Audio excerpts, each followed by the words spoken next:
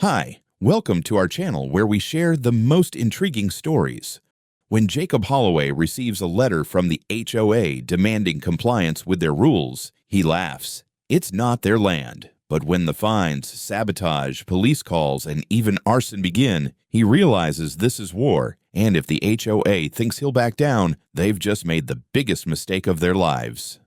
Jacob Holloway had always valued his independence. A former military engineer, he had spent years working under strict orders and rigid hierarchies, which made owning his own land all the more meaningful. His property, a spacious, slightly rugged estate on the outskirts of town, had been in his family for generations. It was more than just a house. It was a piece of history, a symbol of freedom, and a quiet retreat from the noise of the modern world. With a sturdy home, a large garage where he worked on personal projects, and a few acres of open land, he had everything he needed. His land was legally distinct from the neighboring subdivision, which had sprung up only a decade ago, complete with an HOA that ruled over its residents with an iron grip. For years, Jacob had little to no interaction with the HOA community next door. He wasn't a member, didn't use their amenities, and had no reason to believe they had any influence over his land. That illusion shattered one morning when he found a thick envelope stuffed into his mailbox.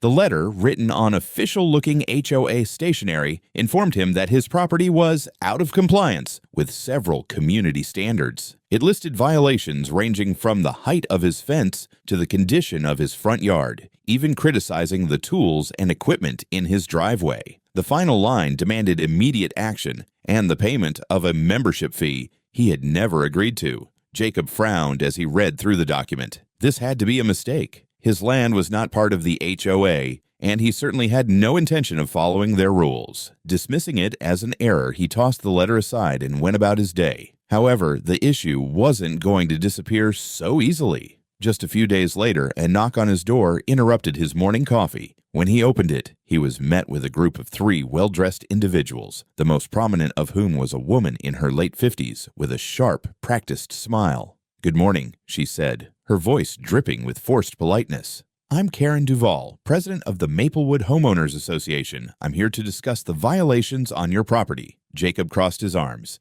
"I think you've got the wrong guy. I'm not part of your HOA. Karen's smile didn't falter, but her eyes darkened slightly. "That's a common misconception. You see, our HOA has recently revised its community map, and your property now falls within our jurisdiction. You'll need to make the necessary adjustments to comply with our regulations." Jacob let out a short laugh. "You can't just redraw property lines and decide I'm suddenly part of your HOA. Karen's lips pressed together in a tight smile. "Well, I assure you, the changes have already been approved. And to keep the harmony of the neighborhood, we expect all homeowners, new or existing, to comply with our guidelines. We'll give you 30 days to make the necessary adjustments before fines are issued." Jacob felt his blood simmer. He wasn't one to be intimidated, and he certainly wasn't about to let a bunch of self-important HOA board members dictate what he could do with land that had been in his family long before their subdivision even existed. He took a step forward, leveling his gaze at Karen. "Listen closely. I don't owe you a damn thing. This is my land, not yours. You don't get to make the rules here." Karen's smile finally disappeared, replaced by a cold, calculating expression. "I suggest you reconsider, Mr. Holloway. Non-compliance with HOA regulations can lead to serious consequences." Jacob simply shook his head and shut the door in her face. He had dealt with threats before, but as he would soon realize, the HOA was just getting started. At first, Jacob expected the HOA to give up after his firm rejection. He assumed that once they realized he wasn't intimidated, they would move on to easier targets. But within days, it became clear that Karen and her board had no intention of backing down. The first sign of trouble came when a second letter arrived in his mailbox, this time far more aggressive in tone. The HOA demanded compliance within 10 days, threatening escalating fines for every violation they had arbitrarily listed. The amount had also increased, with new processing fees and late penalties tacked on. Jacob scoffed at the absurdity. How could they find someone who wasn't even a member? He crumpled the letter and tossed it into the trash. Then, the real harassment began.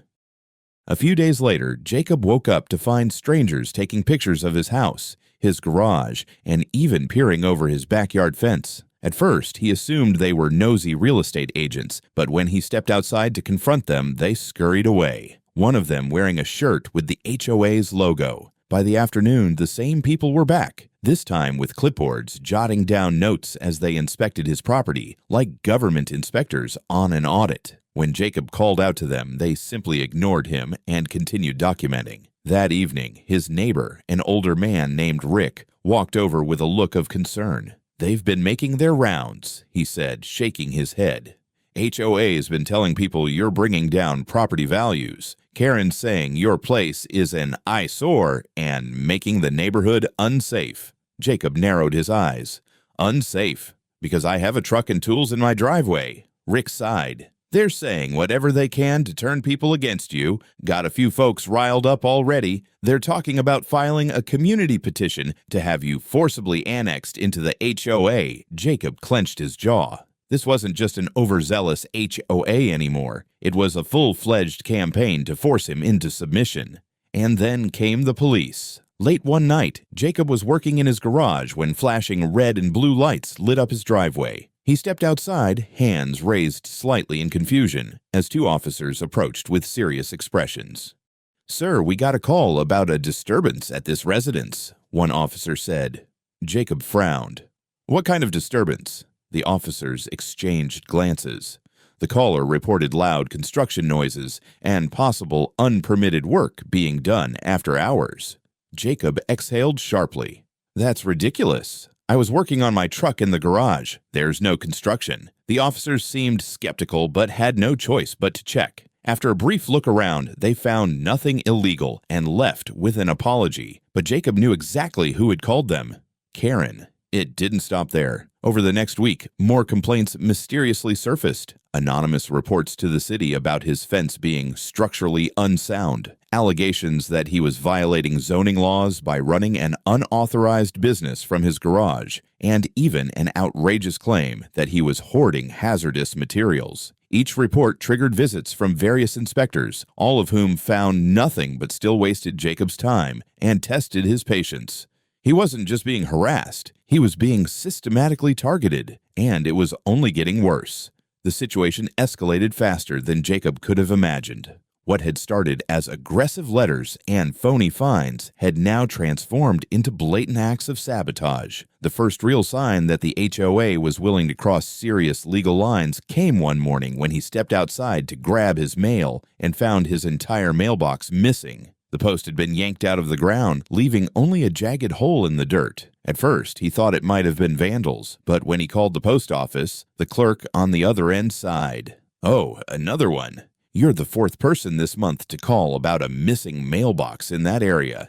Any chance your HOA has been giving you trouble?" Jacob gritted his teeth. The message was clear.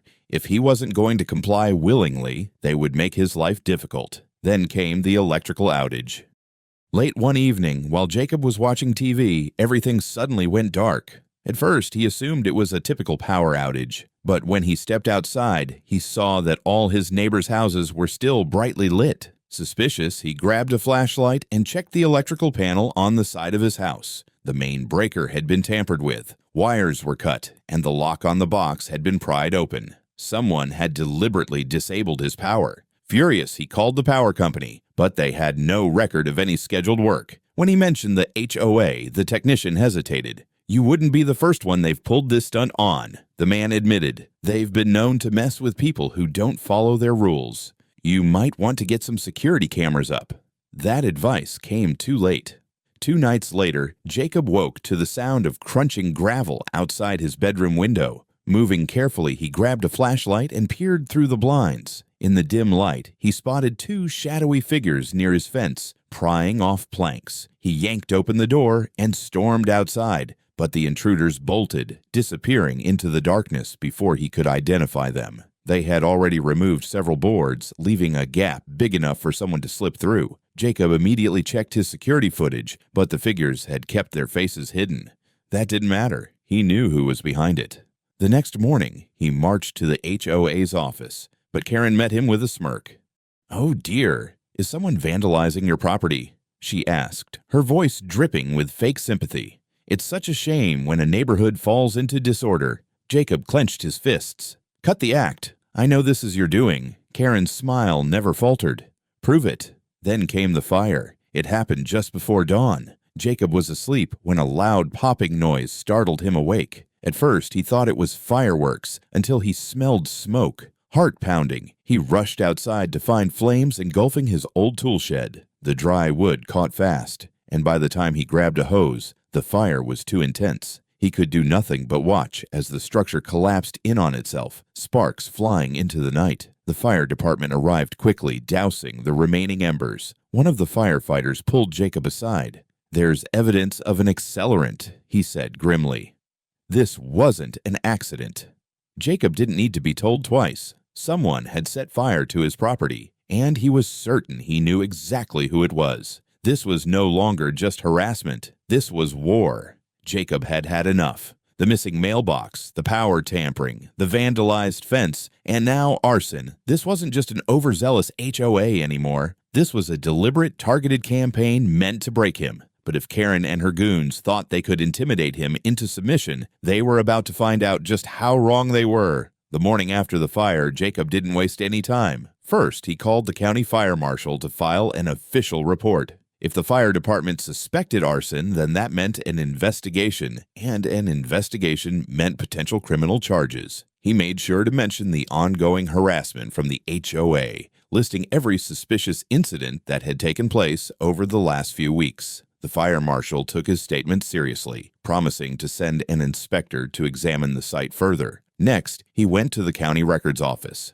If the HOA thought they could redraw their boundaries and claim his land, he was going to hit them with cold, hard facts. After pulling the original property deeds and subdivision plans, he confirmed without a shadow of a doubt that his land was never part of the HOA and had never been under their jurisdiction. More importantly, he found something even more damning. The HOA's attempt to annex his property had never been legally filed with the county. That meant every single fine, complaint, and action against him was based on nothing but Karen's fabricated authority. With a smirk, Jacob made copies of every document, then contacted a real estate attorney. He wanted to be fully prepared for what came next. The lawyer, a sharp and efficient woman named Lauren Grant, listened to his story with growing outrage. "This is textbook harassment," she said, flipping through the paperwork. "They've not only lied about your property rights, but they've committed acts of intimidation and destruction of property.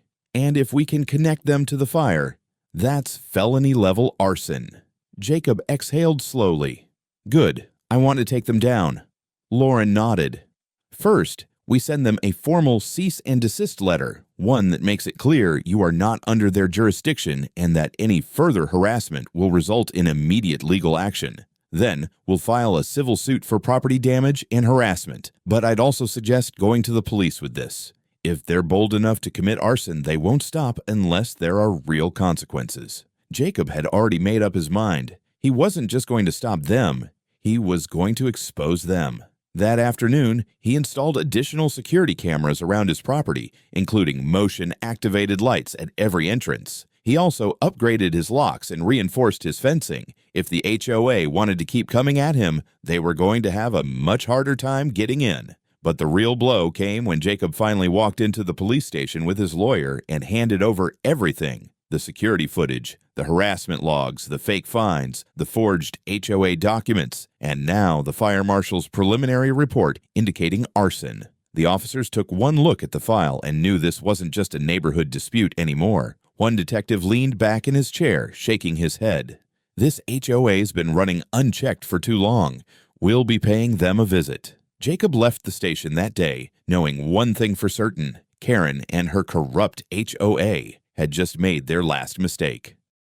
The pressure on the HOA was beginning to mount, but Jacob wasn't done yet. If Karen thought she could bully him into submission, she was about to learn the hard way that he wasn't just fighting back. He was digging deep and exposing every single piece of corruption her HOA was hiding. His lawyer, Lauren, wasted no time filing the cease and desist order against the HOA, making it legally clear that they had no authority over his property. Any further attempts to enforce fines, restrict access, or interfere with his land would be considered criminal harassment. Copies were sent to the HOA's legal team, the county records office, and the local court system. But that was just the beginning. Lauren had a private investigator on speed dial, an ex-detective named Mark, who specialized in uncovering HOA corruption. Within a few days, Mark had struck gold. Through public records and a few well-placed sources, Mark discovered that Karen and her board members were embezzling funds. The HOA collected mandatory dues from the neighborhood, thousands of dollars per month, but only a fraction of that money was actually being used for community maintenance. The rest? It was funneled into Karen's personal accounts and disguised under fake HOA improvement projects. One particularly outrageous example: the board had recently charged residents for security upgrades, claiming they were installing a new surveillance system for the neighborhood. But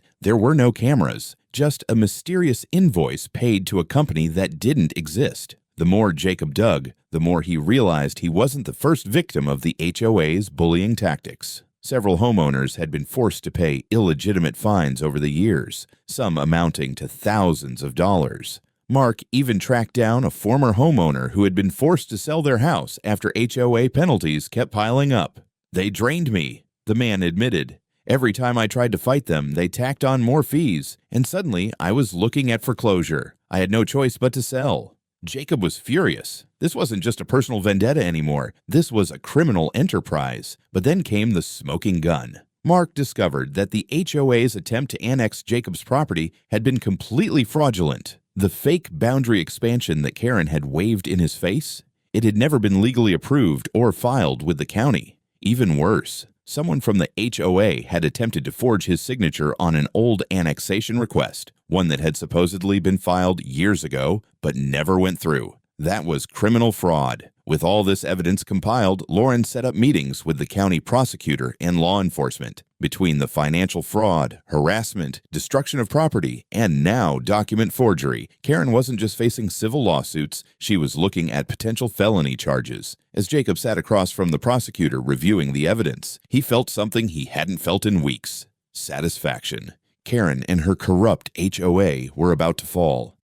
Jacob didn't have to wait long to see the fallout. Less than 48 hours after Lauren submitted their evidence to the county prosecutor, law enforcement moved in. The Maplewood HOA had been operating under the illusion that they were untouchable, but that illusion shattered the moment two unmarked police vehicles rolled into the neighborhood and parked directly in front of the HOA office. From his front porch, Jacob watched as detectives and uniformed officers stepped out, their expressions all business. The small, single-story HOA office, a place Karen had used as her throne, was about to become her downfall. Within minutes, officers entered the building, and Jacob could only imagine the look on Karen's face when she saw them coming. It didn't take long for the news to spread. Neighbors gathered outside, whispering to one another, some clutching their phones as they took photos and videos. A few residents looked genuinely confused, but others, they looked hopeful. For too long, they had been living under Karen's iron rule, afraid to challenge the HOA's absurd regulations.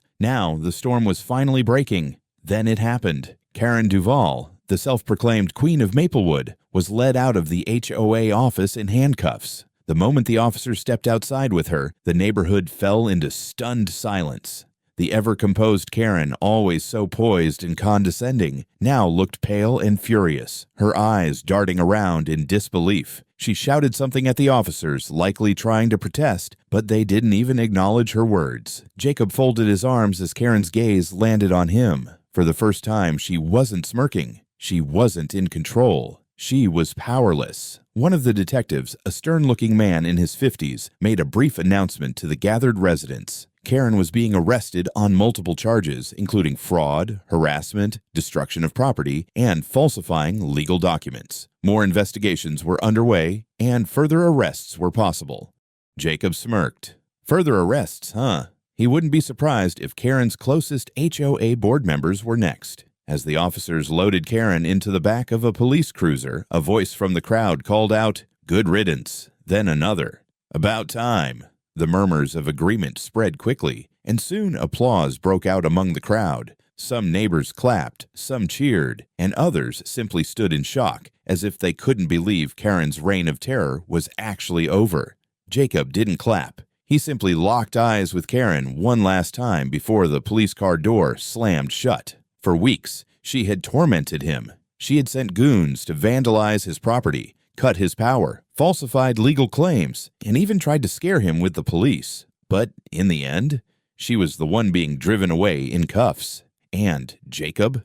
He was finally free. Karen's arrest sent shockwaves through the neighborhood, but the fallout for the HOA was only just beginning. The very foundation of their power, the fear they had instilled in homeowners, was now crumbling, and Jacob intended to make sure the entire corrupt structure collapsed with it. The first official blow came when the county prosecutor announced a full-scale investigation into the HOA's finances. The evidence Jacob's investigator had uncovered was enough to warrant subpoenas, and soon forensic accountants were digging through years of fraudulent transactions, fake invoices, and unauthorized spending. As it turned out, Karen and her closest board members had been treating the HOA's budget like their personal bank account, funneling money meant for community maintenance into luxury vacations, home renovations, and even a private country club membership. The residents of Maplewood, who had blindly trusted the HOA for years, were outraged. Some were in denial at first, unable to believe that the very organization meant to protect their property values had been robbing them blind. But as the investigation progressed, the truth became undeniable. HOA board members began resigning one by one, desperate to distance themselves from Karen and avoid legal consequences. But it was too late. With Karen sitting in a jail cell and the remaining board members under investigation for financial fraud, the HOA was effectively leaderless. That's when Jacob's attorney, Lauren, made her next move.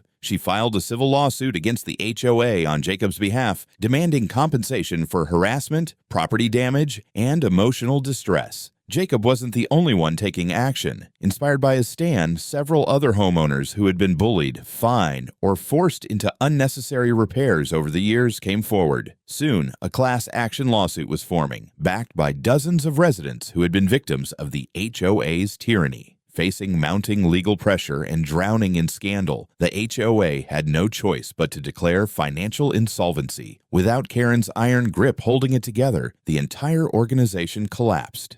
The bylaws were legally revoked, and Maplewood was officially stripped of its HOA status. For the first time in over a decade, the neighborhood was free. No more ridiculous fines, no more arbitrary rules, and no more fear. Jacob took a slow walk through the neighborhood one evening, watching as people started to make small changes they had been too afraid to before. A neighbor was painting his house in a color that had previously been banned. A woman down the street put up a basketball hoop for her kids, something Karen had personally prohibited. The oppressive silence that once blanketed the community had been replaced with something new: freedom.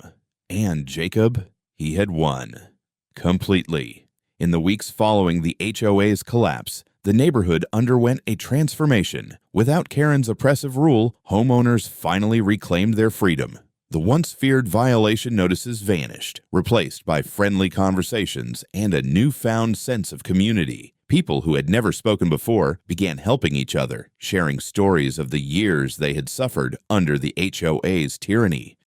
Jacob, now something of a local legend, was approached constantly by neighbors who thanked him for standing up to Karen. Some even apologized for not supporting him sooner, admitting they had been too afraid to push back. He didn't hold it against them. Fear was a powerful weapon, one that Karen had wielded well. But now, that fear was gone. His legal battle ended in complete victory. The court awarded him damages for the harassment, property destruction, and emotional distress he had endured. Some of Karen's assets, her house, her luxury car, were seized to help pay settlements to Jacob and the other residents who had filed the class action suit. The last he heard, Karen had left town in disgrace. One evening, Jacob stood on his front porch, sipping a well-earned beer. The sight before him was finally peaceful. Kids played in yards without worry. A couple down the street worked on a home project, unrestricted by ridiculous HOA guidelines. The air felt lighter, freer. A small smile crossed his lips. He had set out to defend his home, to stand his ground against injustice. And in doing so, he had given an entire neighborhood its freedom back. Justice had truly been served.